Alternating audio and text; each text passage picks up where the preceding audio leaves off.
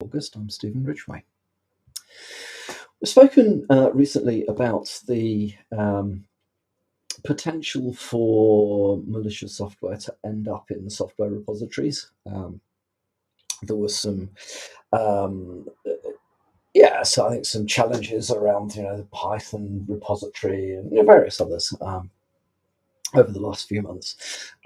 It has become apparent that Microsoft's PowerShell gallery also has the potential for some risk in this space. So, without wanting to go back around the whole thing about, what is typo squatting, we all know what typo squatting is. Things that look similar to the thing you're actually after, but actually aren't. So, it does appear that PowerShell's gallery is potentially at risk from typo squatting. Um, Microsoft are aware, but haven't managed to find a good solution to this as of yet.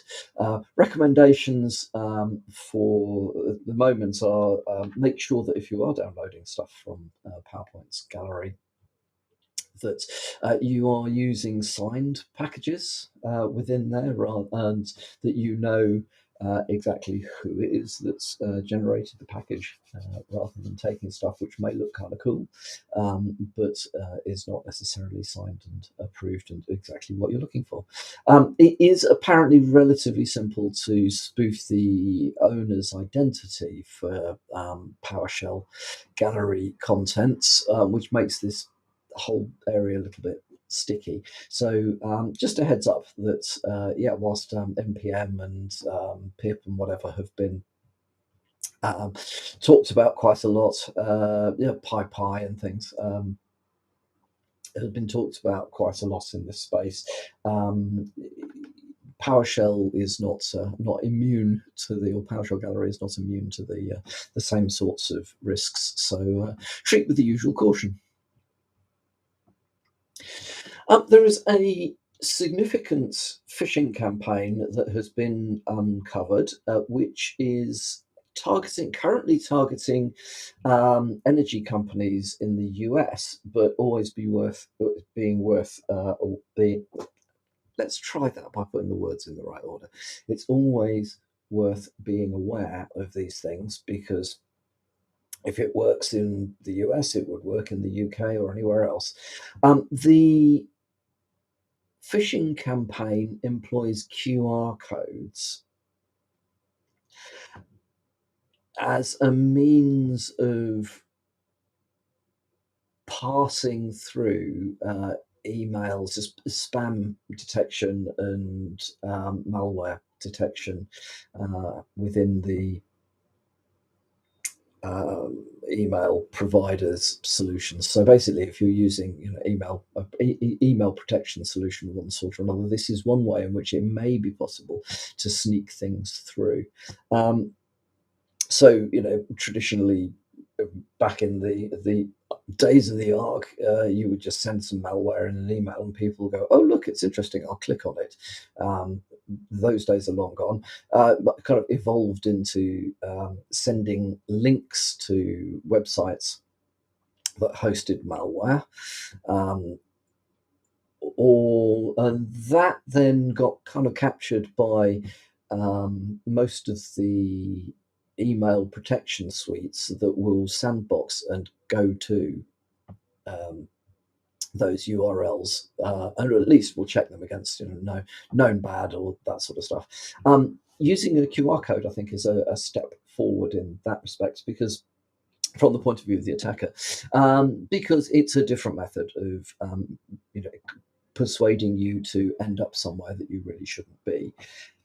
And the question is whether right now email protection suites are able to catch this stuff and do anything with it other than simply block it because it's got a QR code in.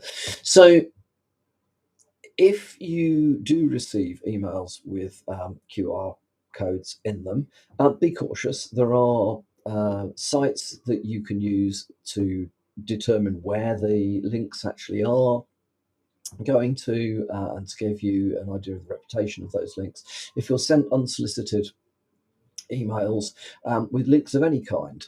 You need to at least have a suspicious mind before you click on any of this stuff.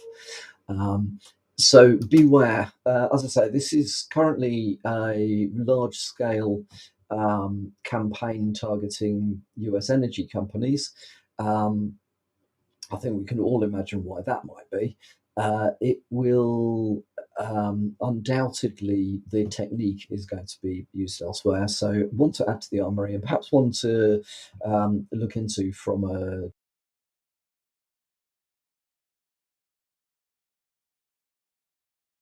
and phishing emails, and what can be done in order to identify them and catch them before they get delivered to the end users. And then finally, from me today, the file sharing site Anon Files has shut down. So, Anon Files was a popular service for sharing files anonymously, kind of clues in the name. It has shut down because of overwhelming abuse by its users, which was disappointing, I'm sure, from the point of view of the owners of the site. It isn't entirely surprising. So basically, the site was allowed people to upload files to anonymously share with whoever. There was no logging about. Basically, no logging about who was doing what on the site, hence the anonymous side of things.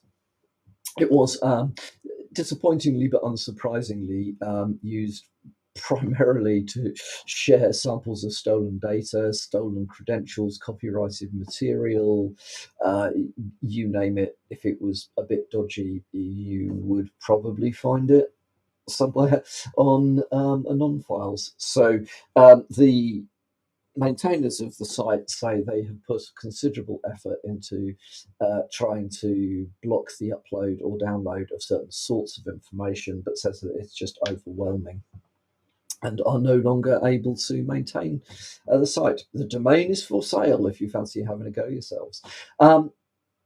Yeah, if you're if you have, for whatever reason, had legitimate data up there, I suspect it's probably gone by now. Hopefully, you've got backup somewhere. If you were sharing dodgy data through that, slap on the wrist, and you have to go and find somewhere else to do that from now, because this one has gone. That's all from me for today. Hopefully, this podcast came out okay. Restream is complaining again about issues, but I think it seems to have remained connected. So hopefully you've listened to all this. Anyway, we're going to post the links. So regardless of whether I drop in or out in the recording, you will be able to find the articles that I've been talking about published in the various places where we stream this. So hope you have a great Thursday, and I'll speak to you all again.